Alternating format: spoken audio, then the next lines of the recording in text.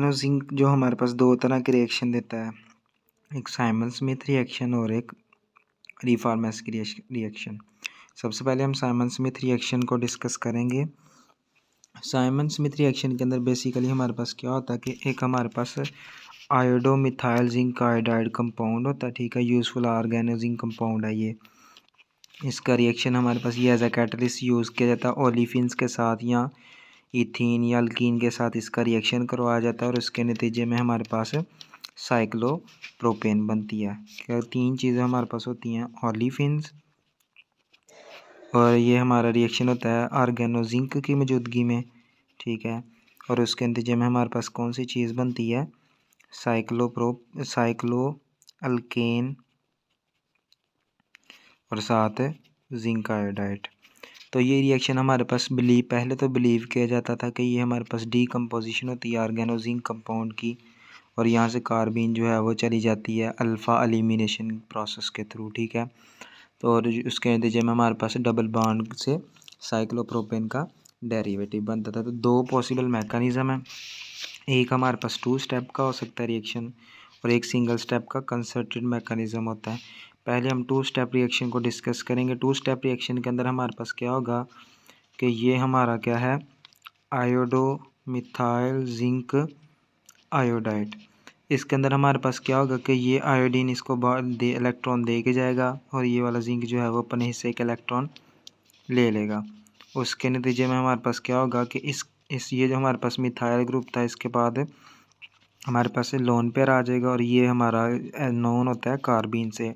Trivalent carbon having lone pair it is called carbene, या जिसके carbon के पास lone pair हो वो हमारे पास कार्बन होती है और साथ हमारे पास एक आयोडीन इधर से एक आयोडीन इधर से, ये बन गया जिंक आयोडाइड।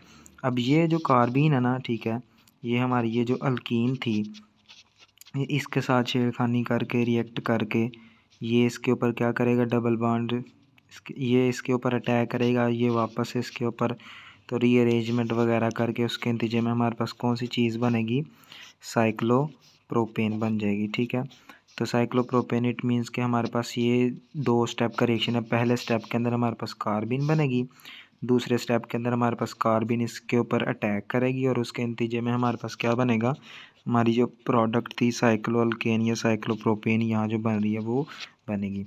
सेकंड नंबर पे हमारा जो था वो था कंसर्टेड सिंगल स्टेप मैकेनिज़्म और ये इसके अंदर हमारे पास आती थी cyclic transition state, cyclic transition state.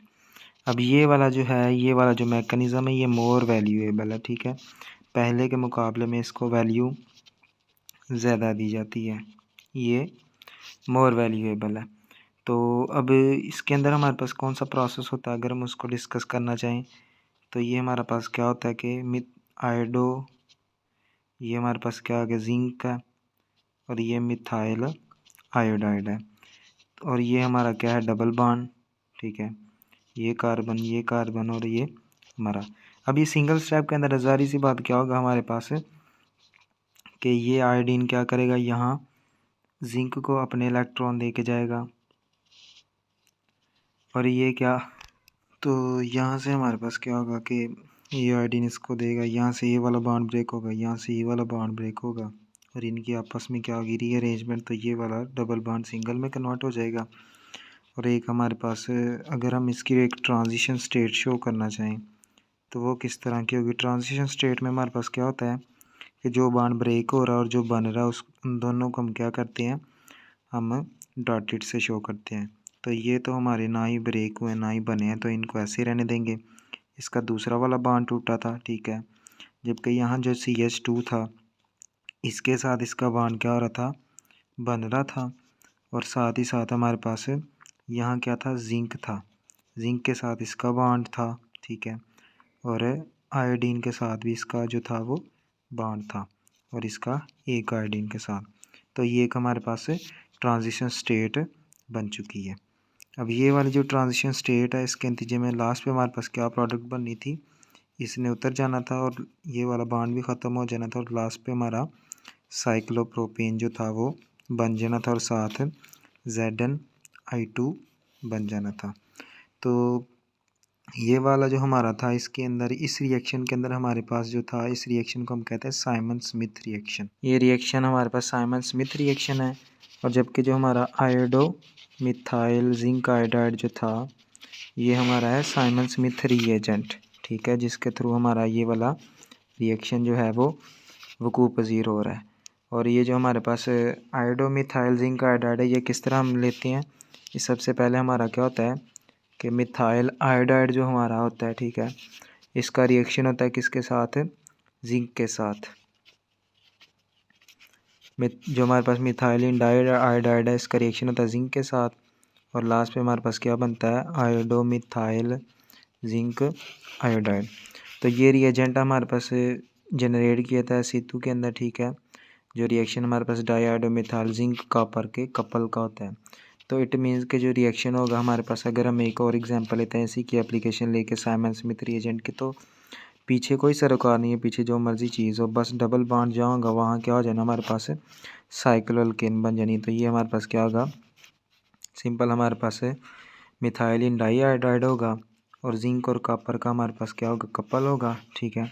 और हमारे पास उसके नतीजे में क्या होगा कि हमारी जो है यहाँ से ये बॉन्ड टूटेगा और यहाँ पे क्या होगा, हमारे पास बॉन्ड बनेगा और ये हमारे पास साइक्लो हेक्सीन था और बनेगा क्या हमारे पास, नॉर कैरेन। तो अगर हमने प्रिपरेशन करनी है ऑर्गेनो जिंक कंपाउंड की, तो जिंक हमारे पास एक्टिवेट होना चाहिए। तो अल्टरनेटिवली हमारे पास अल्ट्रासाउंड यूज़ की जाती है इस रिएक्शन के लिए। अल्ट्रासाउंड हमें यूज़ करनी पड़ती है इस रिएक्शन के लिए। क्यों? क्योंकि जिंक जो हमारा है वो क्या होना चाहिए, एक्टिव होना चाहिए इस रिएक्शन के अंदर। तो जिंक एक्टिव होगा, ज़ाहिर सी बात है तभी ये रिएक्शन वकूअ पज़ीर होगा। वह करना तो हमें बहुत सी मुश्किलात का सामना करना पड़ेगा। अगर तो जिंक हमारा एक्टिव ही नहीं है तो हमारे पास जो है वो प्रॉब्लम हमें कॉज हो सकती है। देन उसके बाद हमारा जो साइमन स्मिथ रिएजेंट के बाद हमारी बारी थी रिफॉर्मेस्की रिएक्शन की। तो ये भी एक इम्पोर्टेंट रिएक्शन है और ये एप्लीकेशन है उसकी, क्या कहते हैं हम, ऑर्गेनो जिंक कंपाउंड्स की, रिफॉर्मेस्की रिएक्शन। तो रिफॉर्मेस्की रिएक्शन को अगर हम गो थ्रू सबसे पहले करेंगे, उसके बाद इसको एक्सप्लेन करेंगे, इसका मैकेनिज़्म देखेंगे। तो इसके अंदर हमारा क्या होता है कि हमारा जो होता है ना ब्रोमो एस्टर को हम कन्वर्ट कर देते हैं बीटा हाइड्रोक्सी एस्टर के अंदर। यानी कि हमारा जब अल्फ़ा कार्बन के ऊपर क्या होगा, ब्रोमीन लगा होगा और उसके नतीजे में बाद में हमारे पास क्या बनेगा, हमारा जो बीटा हाइड्रोक्सी एस्टर बन जाएगा। तो सबसे पहले हम क्या करते हैं कि चलें हम ब्रोमो एस्टर अगर हम लिख लेते हैं, तो ये हमारा आ गया, सबसे पहले तो ये हमारा आया एस्टर और यहाँ पे हमने लगा दिया ब्रोमीन, तो ये ब्रोमो एस्टर बन गया।